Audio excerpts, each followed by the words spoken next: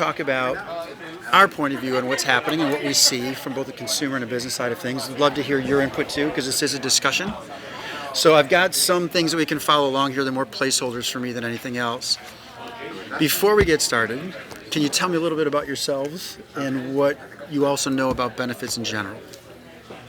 Sure, I can start. I lead marketing at Capital. Find your tables. We're going to start in about 2 minutes. Okay. So I can't really say very much, but I'm okay. There are some great subjects here. Been in the industry for a long I'd time. like to draw your attention to table number 6, which is probably the So, best table here. I With write David about from Brain Verity. site. Okay. The subject is keeping web content compliant. Okay. And if you're not familiar with compliance, I have like it's a big 45 issue. credit cards, so I'm very attuned to all the benefits. That's great. And I've been affected quite a bit from all the Sure. evaluation recently. Sure. Mm-hmm. Okay. I'm Karina Bailey. I'm senior editor for Wirecutter, which Okay. is a product review website for the Also New York at Times. table Okay. 5, Janine Crooks Yep. from Yeah. in US. She has advanced affiliate marketing strategies if you're into affiliate marketing. Okay. Table number 4 is extremely popular. Great. Okay. And I run Miles Talking, YourBestCreditCards.com. It's a credit card recommendation. Just join it. If you're just A walking ton of in, editorial about check credit up on the cards, screens. benefits. You have all Awesome. the tables with the various content. So let me start by There's saying 10 this is the tables. first We have 5 time sections, ever in so the you history can of me pick speaking the top 5 relevant that everyone I to talk just to knows about go benefits. from And you table to probably table. know that as well. We'll move every 20 Everywhere I go, the minutes. question I We'll do always 3 ask sessions, first we'll is take a how many break, people and know we'll do 2 more that if they were going to 20-minute rent a sessions. car right now, that what's in their wallet or in their purse will actually protect them. And I would say of 200 people in the room, 2 will raise their hands. And even then, they're very unaware of it. And so you guys write about all of this kind of stuff.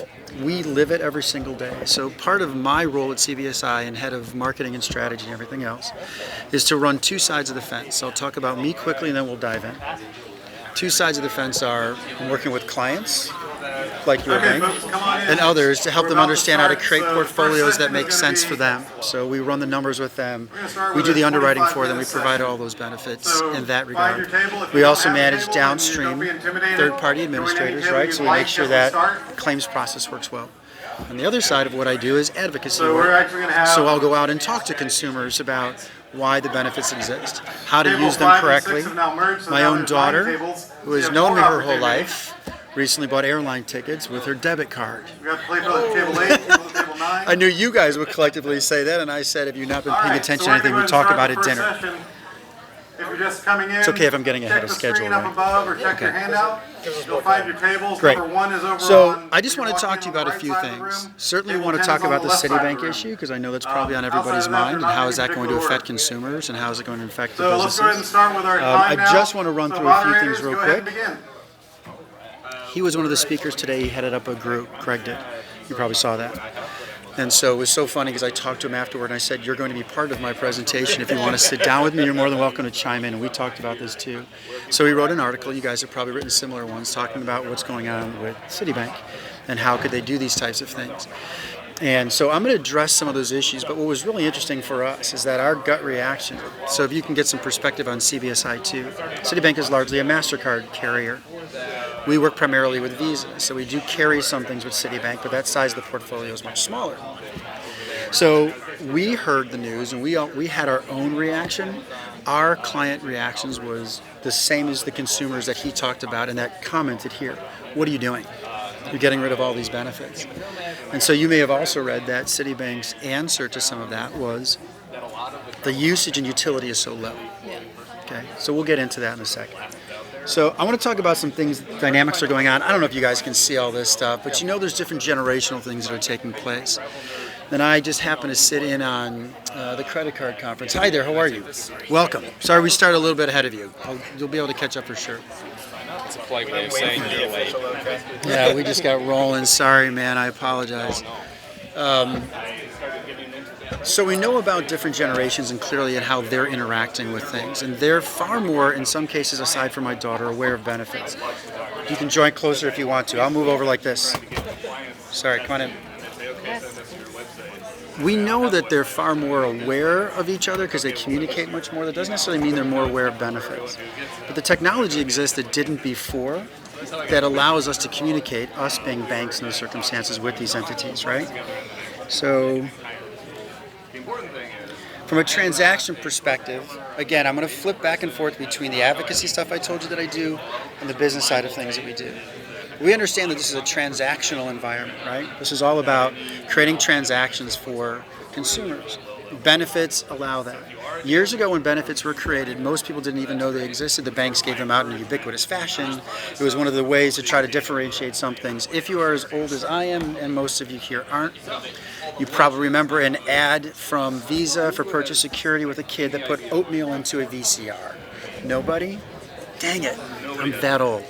So the point was, the father was feeding his son oatmeal and making airplane noises. The kid did the same thing by putting food into a VCR. The dad tried to press a button to release the VCR. It wouldn't come out, except oatmeal came out instead.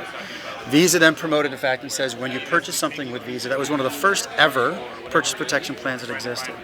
Because they were trying to differentiate, if you recall, credit cards went through this evolution of reducing annual fees and all those other things. Benefits rose to the top. Okay?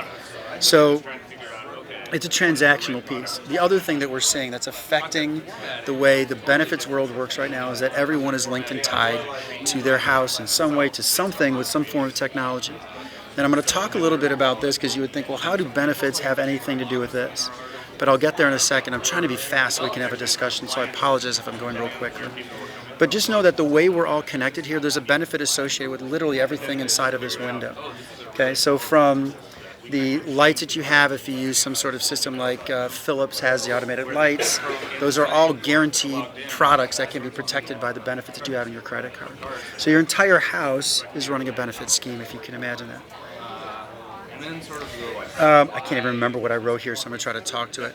In every sort of transaction that takes place, we're seeing more and more the need for benefits to have some sort of awareness level.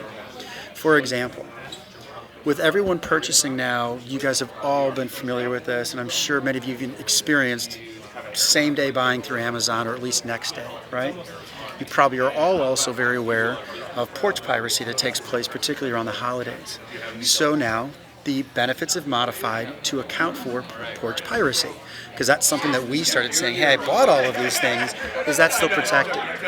So consumers are being more and more aware of their benefits. And so at every point of type of transaction, and I can get you guys more of this information if you want, there's a need for benefits to come up that we never really thought of, or most didn't think about in the past. And now we're getting experiences across the gamut in that realm. Making sense so far? Similar to what you guys already know, probably. You just want to know why the hell did Citibank do what they did? Social media.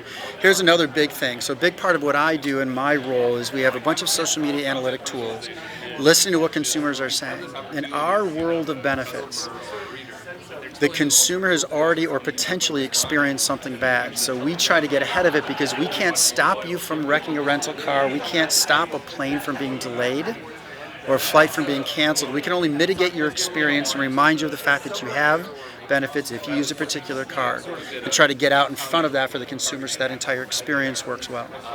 So because now of social media, there's so many more conversations taking place. Another thing that we try to do on the advocacy side is remind consumers, because we see it on Reddit often and some other places where there is potentially misinformation. Consumers are sharing things that maybe work for one particular travel environment but not the next.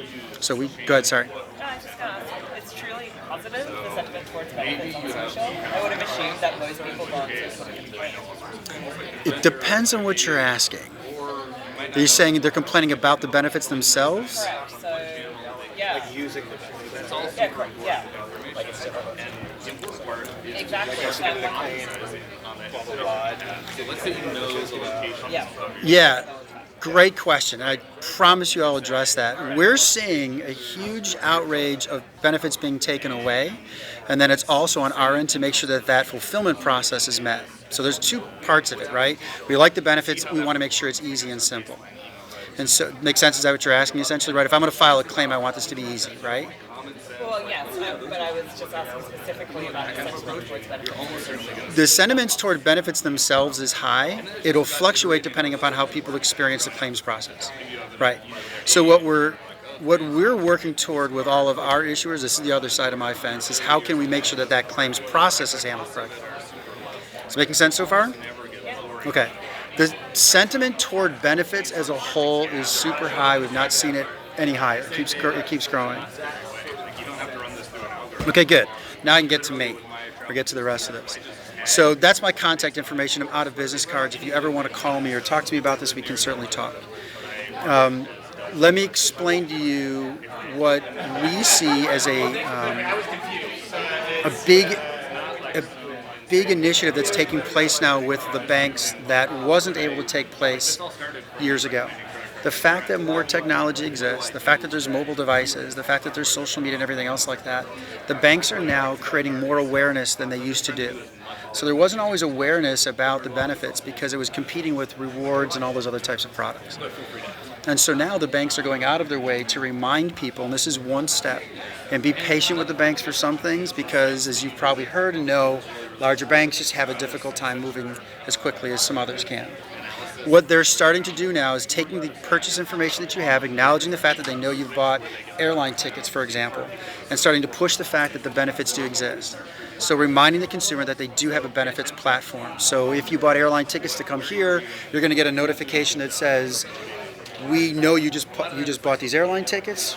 Remember that you have all these different security benefits. So when you rent a car, if the flight is delayed, you have all these processes in place for you to handle. Okay? So that's what the banks are doing that they could never do before. And from a technological perspective, what they're working on doing is even trying to take that further by automating some of that, by creating an environment where those benefits can slowly start to become part of the process as opposed to a consumer, now to your point, having to take steps. So that's the next big thing that the banks are working toward is how can we reduce that claims process so that you should know that, or we should know as a bank, that you traveled. We should know that there was a flight delay, right? And so therefore, how can we facilitate that knowledge and turn that into handling your claim without you having to do a lot of things? Is that answering your sort of getting at what you were talking about? Okay. Any questions so far? Hi, how are you? It's okay. Any questions so far? Is this?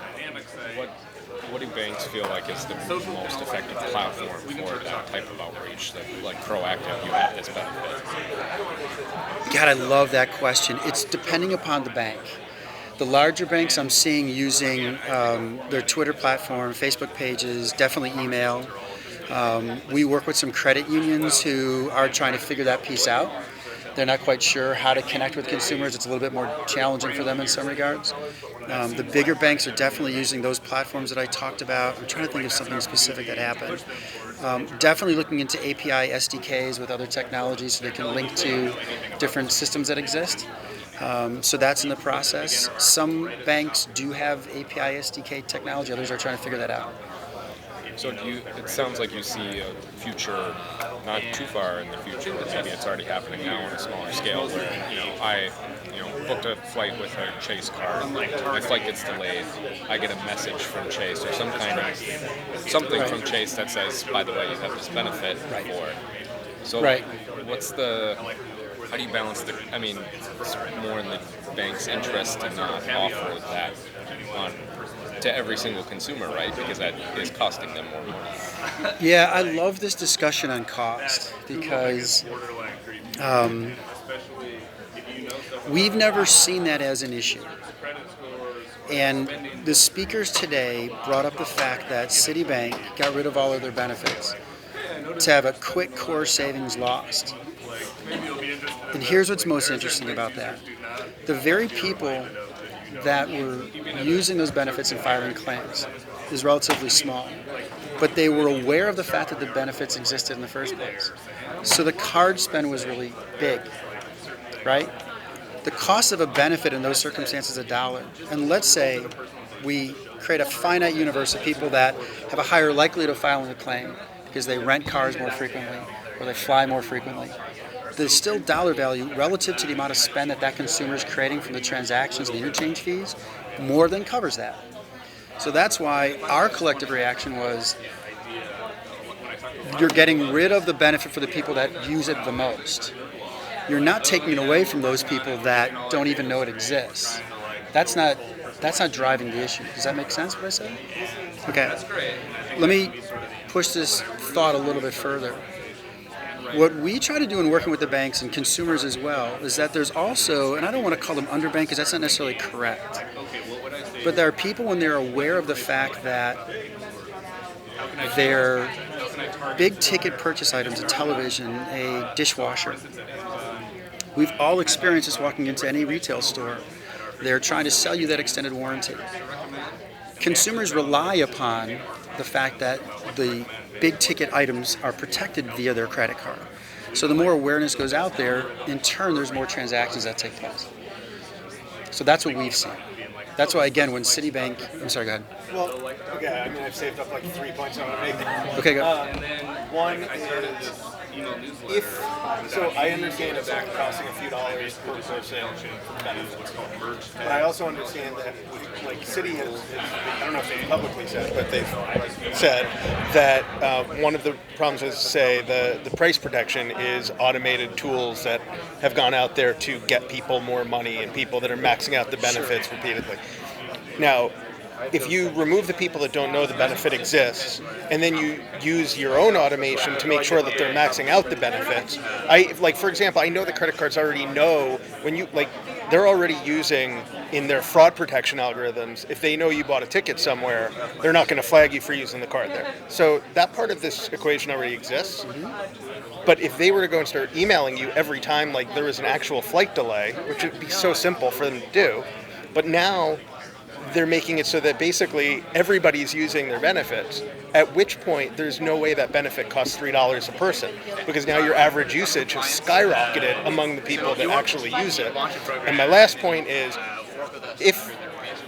Citi, I don't understand if their claim is, well, we're paying for all these people that don't know the benefit exists and therefore don't care, in our opinion, just have them opt in.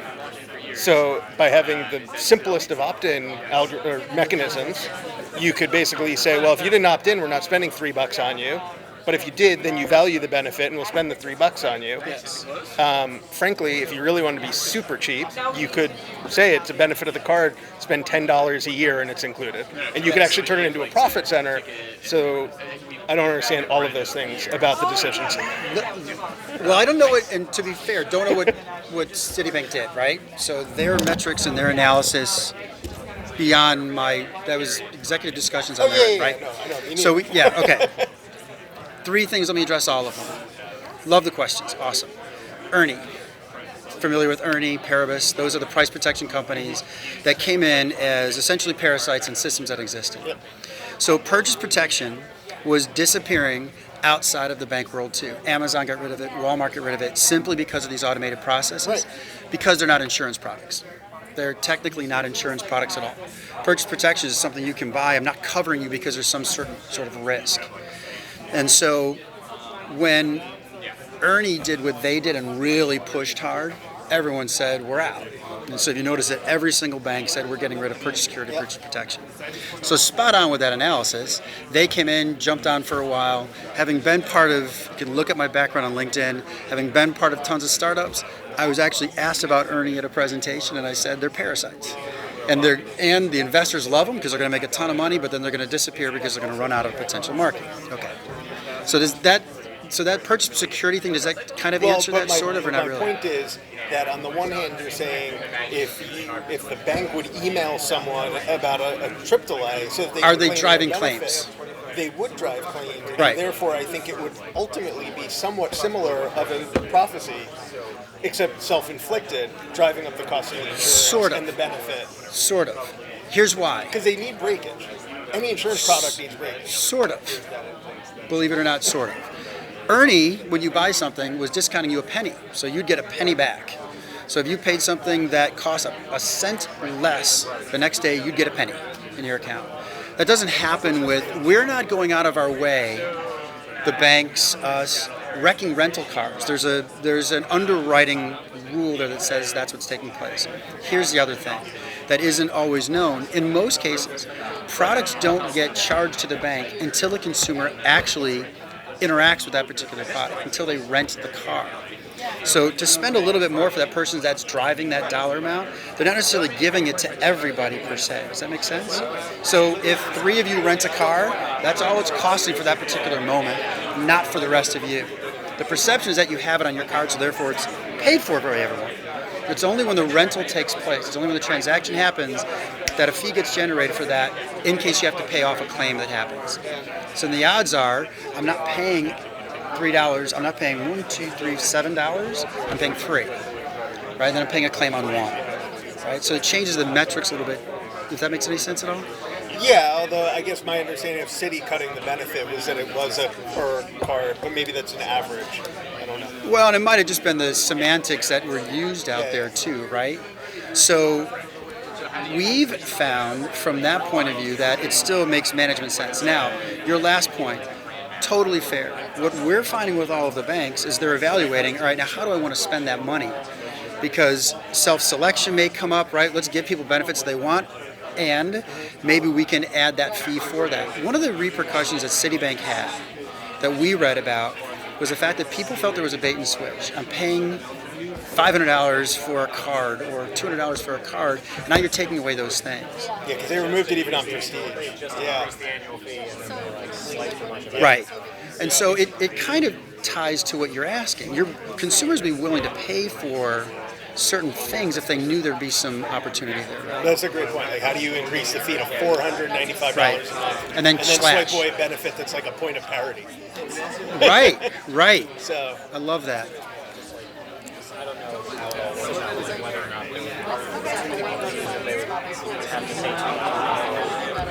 But it seems like they don't want you to use it because they don't make it. People need to understand if you got to use it. Call them up and say, Okay, guys, we have about 5 minutes left in this round. 5 minutes. Yes. AAA insurance, they'll say, well, is this covered and this covered? They're like, oh, I don't know. We'll just have to like get through a receipt and I'll send it in. And it's like, oh, so I'm supposed to spend money on stuff that's covered? I hope that's not your experience. Yeah, oh, absolutely. Is it really? So I run a Facebook group with 47,000 people. We get questions all the time. Is this covered? Is this covered? I called in and they like said, well, maybe. And the only real, I mean, they have this, because it's basically it says maybe included and it like lists a few, but then there's like et cetera basically. And it's like, well, you're like, is it covered or is it not? And then there's specific exclusions, but there's a broad swath of like potential things in the middle. And it's like, well, is it covered or not? And it really does give like our readers' impression. It's like, it's almost like it's a pull one over on them to use it because there's like unknown, like, oh, maybe not. Like, who wants to spend the money on something where they feel like they've been told they have coverage, so look for a receipt, and then go, oh, no, you're not covered. there's an exception. Like, that's an exception. Well, it wasn't listed, but it is one of our things. It's like, nobody wants to do that. Then I definitely want to hang out with you. I really mean it, because one of the things that I head up is any of those kind of customer issues that take place. Because we also manage the third-party administrators. We actually have the call centers, and I work with them too. And I'm not just throwing this out there. I so want to follow your site now because I want to hear what consumers are saying. Because what I find amazing about the social media stuff is, yes, there's a whole bunch of things I'm going to say right now that I think are important. If anyone knows insurance, there's always exclusions and inclusions and things like that. So that's just the nature of things, right? You drive a Honda Accord, you're not getting a Maserati if you get in an accident, right? That's not the return process, right? You got the wrong insurance provider. That's why I've been pushing so hard on the awareness piece, because there are some pieces that there are some travel exclusions, for particularly in Europe where ARCDW doesn't work, right? And that gets miscommunicated sometimes in Reddit. I sometimes, silly to say this, lose sleep because I'll be in these channels reading things going, I can't keep up with this sometimes because people have different experiences. So I'd love to connect. I'm being completely serious. I'd love to connect with your site to see what people are saying.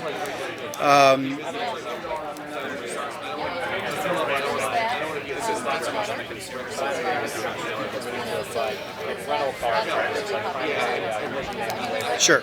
There are countries where you have to have like something special to like a little thing that says you get the coverage. Then you also have a number of rental car places that are like, that's not acceptable. You have to get out. It seems like there's a real disconnect between a lot of rental car companies and maybe just individual locations as to like the actual benefits that credit cards provide, which then leads to, I mean, I've seen people like talk about arguing with rental car companies and they just will not give in, and it gets to the point where it's like, well, I don't get the rental car, which means I can really take a prescription because I have to drive around this country. And like, that's I guess to me it's like there's a lack of communication almost between the banks and not just their direct consumer, but way the consumer. The retailers.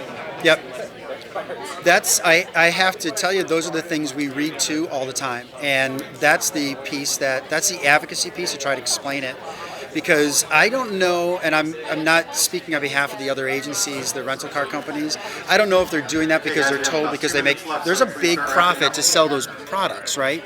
You go on, right? Go online to Expedia, rent a car, get an airline transaction. You're going to see that they're trying to sell those upgrades, right? And so when banks go out of their way to say you don't need to do that because you can use our card products, right? There's that competing interest. So I don't. It's hard to know those specifics, but People are definitely like nervous about because they see other stores and they're like, oh, I don't know, like what I need to do. Because I mean, it feels a little bit like sometimes like rental car companies are almost trying to like scare you into getting it.